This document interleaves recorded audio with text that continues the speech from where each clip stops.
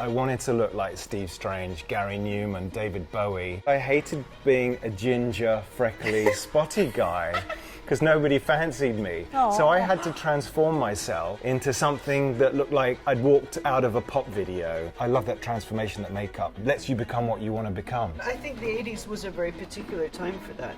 In retrospect, I think it was about bringing out your individuality. Yeah. I hated makeup as a child. I was more into hair, but I never thought about makeup ever being a thing.